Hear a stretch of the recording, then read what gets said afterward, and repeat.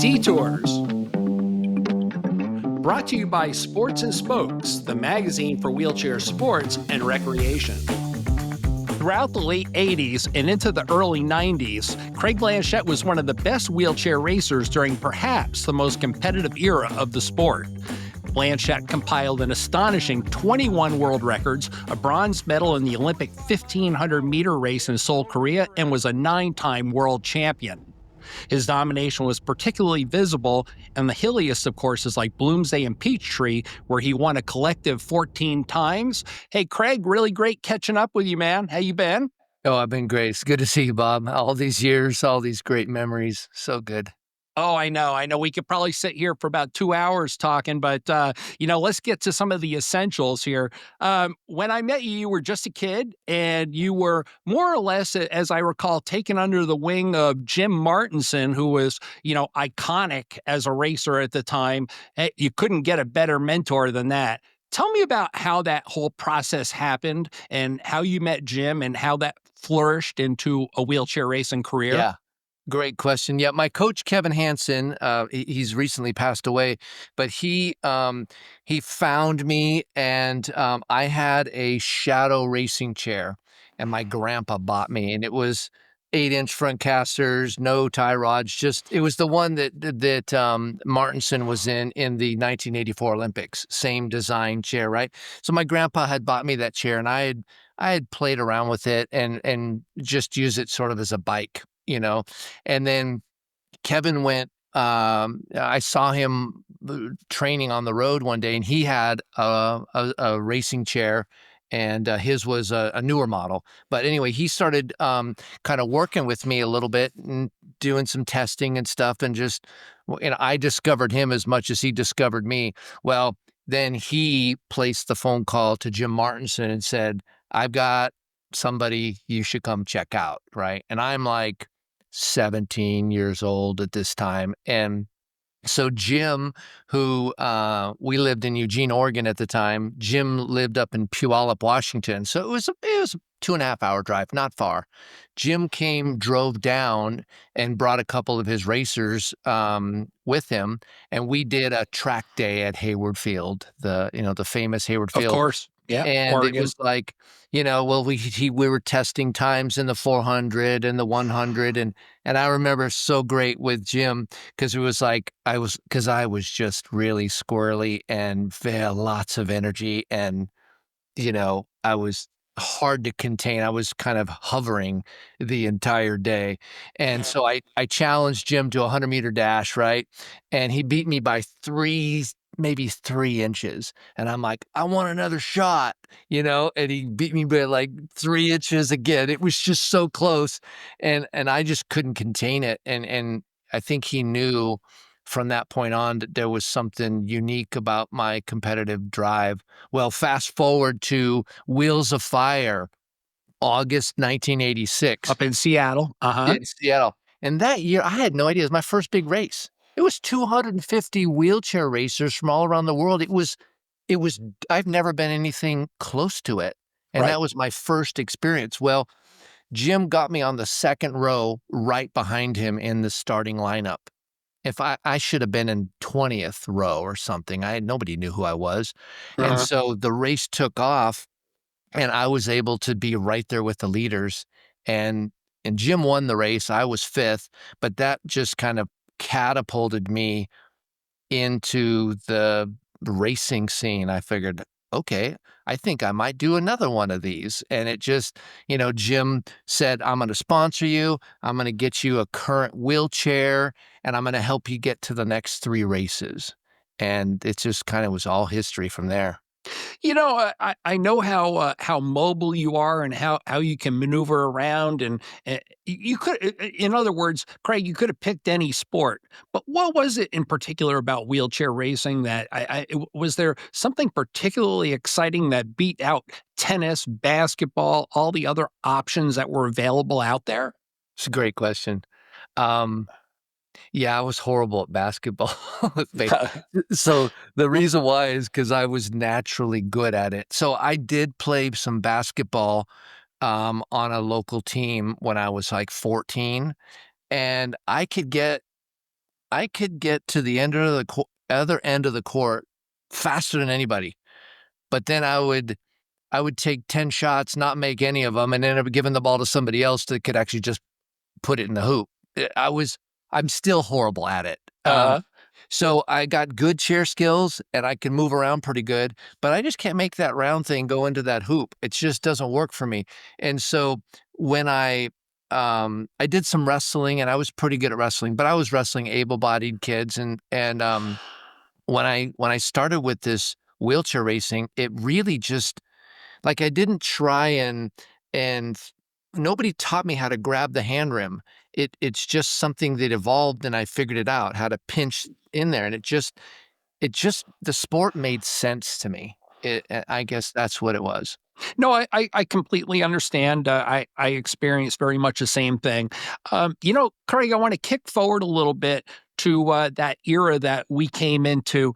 So 85, 6, 7, we were starting to, when I say we, the wheelchair racing community, we were starting to leave that old school, no insult, but that sweatpants era. And we were coming into wearing tights. There you were, sponsored by Nike, wearing a skin tight suit. Knobs out there in his in his Dalmatian print, and Mhm. Bailey is bringing the motorcycle vibe in with all his clothes, and I'm wearing day glow this and that, and we're looking pretty cool. When you reflect back on it, do you think you have an appreciation for where you fell into a place in time? I think so. I when I you know there's a plaque at Nike that said it said some very complimentary things about me, but basically that Craig elevated the sport of wheelchair racing from from a casual activity to compelling sport, and I think that's very flattering personally. But when I came in, there was cutoff jeans, there was the chairs were dirty and you had clister and I came in and I wanted the wheelchair to be secondary, the sport to be primary. So I Precisely. didn't like even early on being called a wheelchair athlete because I was an athlete whether the wheelchair was there or not. I wanted to be called a wheelchair racer. 'Cause the racing the wheelchair was that was the point, not the wheelchair or the disabled anything. Yeah, Uh-huh. we were here to race, and I could care less your ability or disability. Well, I could care about your ability. Your disability was irrelevant to me. It was your ability and your willingness to race, and I also really, um I liked things that looked good, and so my first race, I had a Tour de France yellow jersey, and I thought, "Well, this is cool," and so I wasn't sponsored at the time, but I raced in a biking jersey rather than just in a tank top, and I just wanted everything, the paint and the wheels and I just liked it all. I just thought, like, when you're in Formula 1, there's nothing on that car that shouldn't be there. Exactly. It's exciting, and so when I would show up to the start line, and I remember rooming with you at Boulder, and we had a fun time that one year, and I'm up there waxing my chair, and I'm making sure everything is perfectly aligned and all this stuff, and that's just it was something that I liked, but it was also the part of me getting into the love of the whole sport, all of it, the mindset, the equipment, the training, the strategy, the nutrition, the drafting, the tactics, all of it, and I just loved all of it. Yeah, it's interesting, Craig. I run into some people now and again on the beach while I'm out doing, a little hand cycling, and I know them from other sports that I've covered. And I always ask, why did you get involved in racing? And they always say the same thing. You guys were really mean to each other. We Oh, we were like the icy hot guys who putting stuff in the jock strap. We were just kind of mean guys in a way. yeah. Well, and I think it also and nothing I'm not gonna disparage anybody, but There was a nice piece this week on Jim Knob and about his many-time Falmouth, 'cause I won Falmouth many times, and I love that course, and Jim did as well. And you were one of the guys that were spicy. We'll just say that, and Yeah. you added some flair, and sometimes it was quite frankly annoying. But as I look back on it, God bless you, Bob, for being you. And Jim was the Thanks, same Craig. way. Yeah. Jim added some spice, and he wasn't just an athlete. He added a lot of spice and controversy and some drama to it all. And so it wasn't just the drama of the race.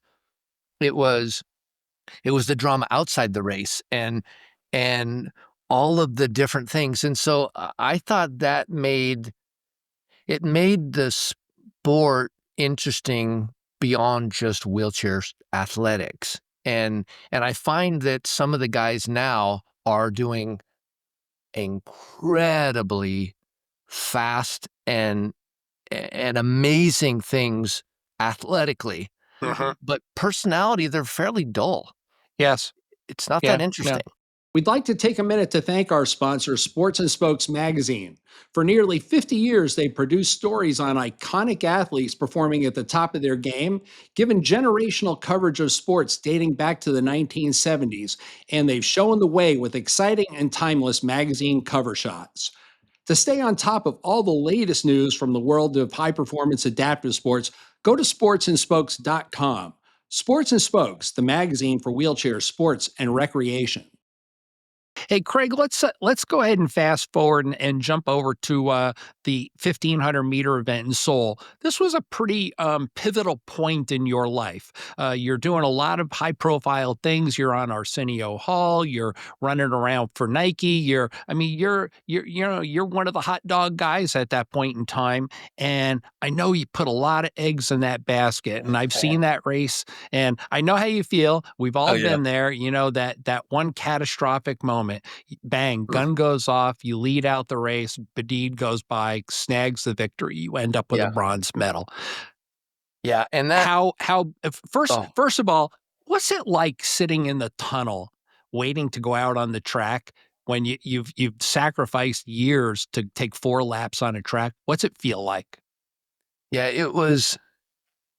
I mean, it was the anticipation of something great. It was there was other racers that were there. I know Candace Cable, and I said, "Man, this is a big deal." She goes, "It's just another race," and I was like, Yeah, "The right. hell it is." I mean, like, how could you say that? What are you talking about? But that was her psychology, how she had to manage through it, and I was like, "No, this is something I will rise to the occasion." And I think I felt there was times when I would be training with Rafi or the other people. They would, they moved up to train with me, and they would smoke me in the training.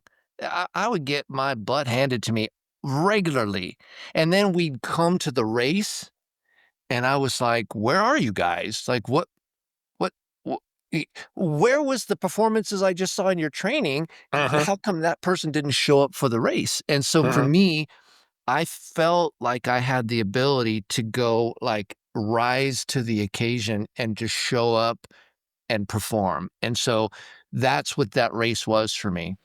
It was, I remember warming up on the warm-up track, and it was like, it's about to go down. Like, this is gonna be good. And leading into that race, one of the key things that in hindsight I can see now that I didn't see then was a couple of things. So I went to the qualifier events. I won. I went to the national qualifier. I won, right? I had I went to we went to over to Belgium, and we competed in the quarterfinals, the semifinals, all of the different qualifiers, because we only the top 8 got to go to Seoul. So they narrowed it down to the top 8 in the world. Whereas in most sports, your top 4 in your country and you go to the Olympics, right? Sure. So we did all the preliminaries and all that outside. And I had never lost on the track. I won every track race I ever entered.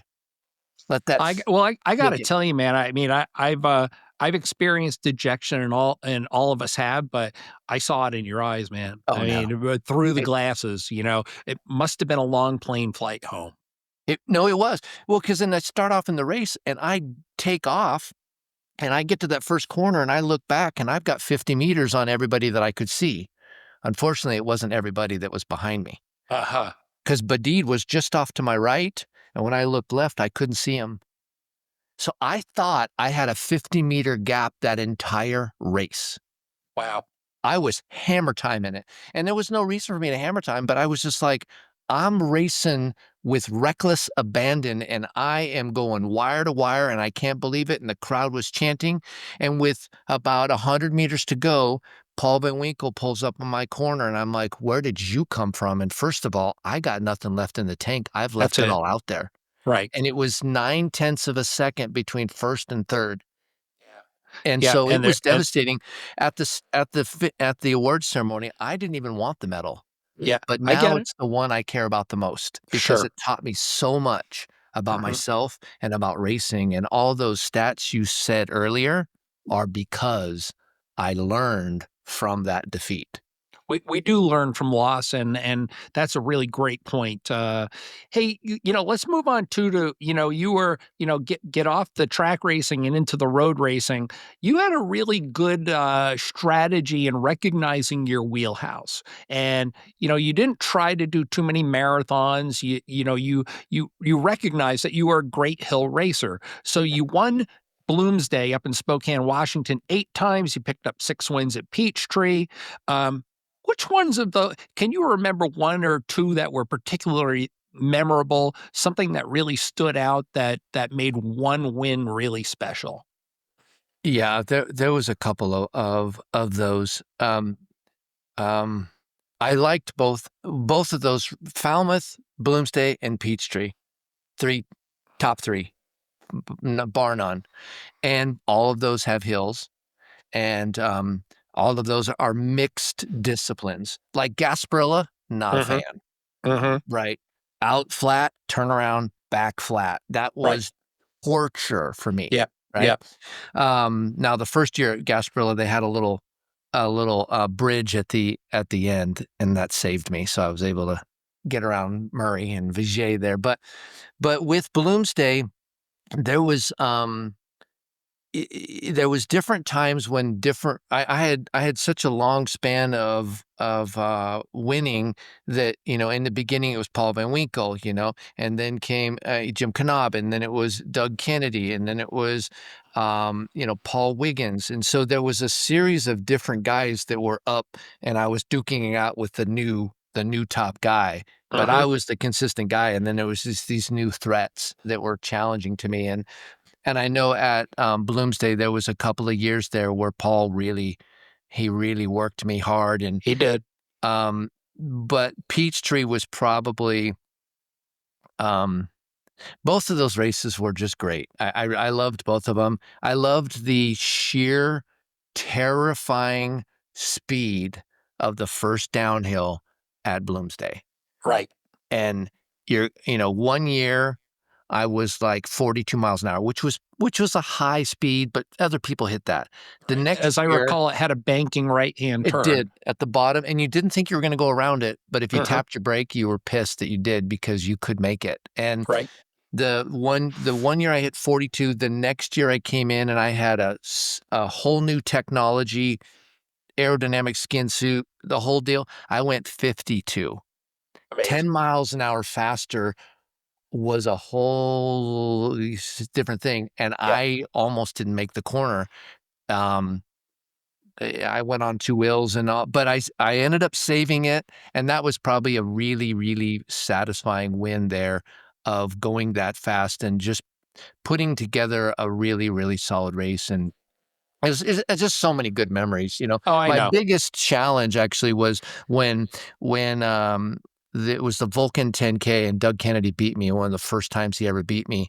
And the next year down in Sydney, I beat him on the track, and it was strategically, I I I I raced really well strategically, and it was in the wet and everything. Anyway, I beat Doug Kennedy, and for me, that personal little win of that vindication, was really important to me. But nobody knows about that race. But that was just one of my personal Hey, things. that's fine. I get it. Just a quick interruption, but I have a favor to ask. You could help our channel grow by subscribing, sharing, and if you like this video, hit the like button. That could really help out. Thanks.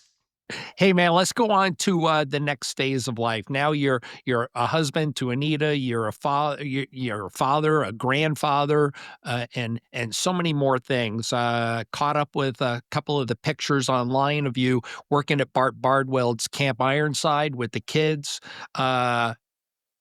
What lessons have you taken away from life at this point in your life? And what is it that you share with those kids that you think is, important to them and gratifying to you simultaneously? Yeah, yeah.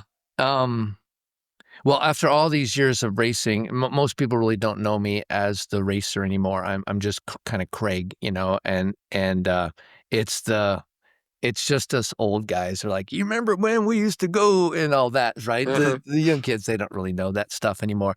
But, going back to wheelchair sports camp at Ironwood, they've got, Jim Martinson and Bob Bardwell. They started the thing after Kaiser one year back in '86, I think, and so you got Bob, Jim, you got Scott Hollenbeck, Rafael Ibarra, Kriga Shabort came for the first time this year. You got, Daniel Romachek came. But we have these people, but Scott and Rafi and Jeff Morrell and Jim Martinson and Bob, they've been coming for years. Yeah. And so what I love about going to camp is a number of things. One of the things that I love about it is it's a simple thing, but you see eye to eye. 90% of the people at camp you're not looking up to, you're looking eye to eye because we're Yeah. all in wheelchairs, and that Yeah. just doesn't happen in my world, Right. right? So Right. that is a dynamic that's it's enjoyable to see everybody eye to eye. The other thing I love is that when you come to camp and you haven't ever been there, you expect it to be kind of like the kids aren't sure what to expect, and when they come to camp, um, there's like uh, it's not a disabled camp, it's a camp.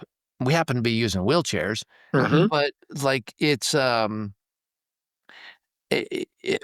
like Jim Martinson will pull me out of my wheelchair and wrestle me down to the ground. It's not like it's not, we don't really respect your disability at camp. You're Right. there to have fun and be a camper and experience camp.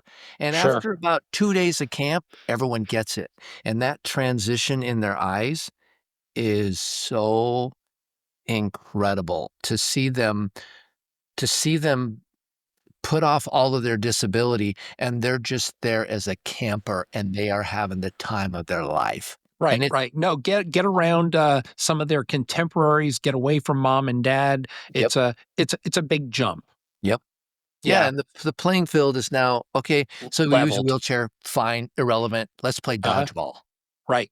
Right, and Right. it's just great.